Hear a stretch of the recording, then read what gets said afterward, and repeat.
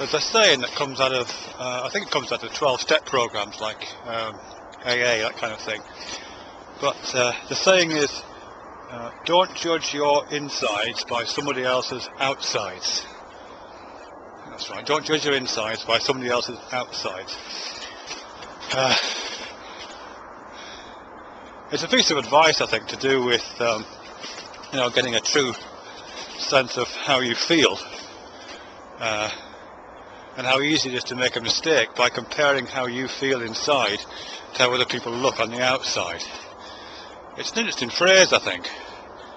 It's to do, well, not only knows for its purposes, it's, as I say, it's used in kind of counselling and 12-step context, but what's it actually doing? What's its meaning? Where does it draw its meaning from? I suppose it's to do with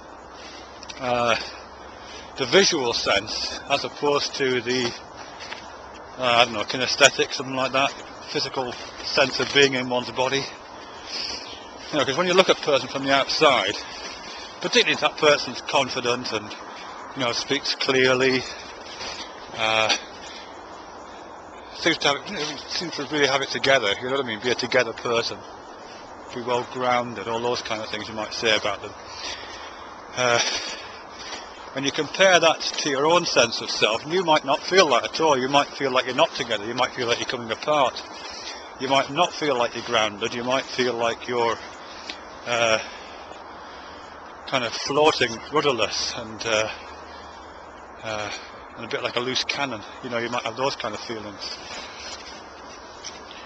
You might not be confident, which I think comes from the word, from the same origins as faith, actually. I think confident means with faith, I think.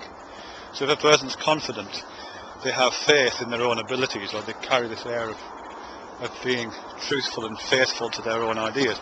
And you might not feel confident in that literal sense. You might feel uncertain. You might have lots of doubt in your abilities and in your in your absolute coherence as a human being. But those things are all to do with comparing visuals with the kind of somatic, internal, felt sense, I think. And when you do see it, even if I guess looking at a person is a bit like looking at an object.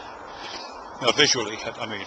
I know it's different when you get up and close and personal and start touching them and stuff, but if you just look at a person, particularly if you look at them in the context of authority, something like that, they look like a relatively solid object. The body looks like an object. It's got, clear boundaries to it. It persists over time. And probably the way that person talks also conveys that impression. You probably get a sense of that this person isn't going anywhere. They're not going to change their minds. They seem very sure of what they say. So even their ideas probably have this air of permanence about them, and they probably speak clearly as well, in a way that's well-bounded as well. So again, it feels like they really look and give the impression of being an object that's robust, like a rock, it's like something you can really put your faith in. But when you look inside yourself, well, actually, you don't really look inside yourself. When you feel yourself, as I say, you might not feel any of those things, because you're not using a visual sense in yourself. You're not seeing yourself as an object in that way. You're using a felt sense, and your felt sense is giving you very different kinds of information.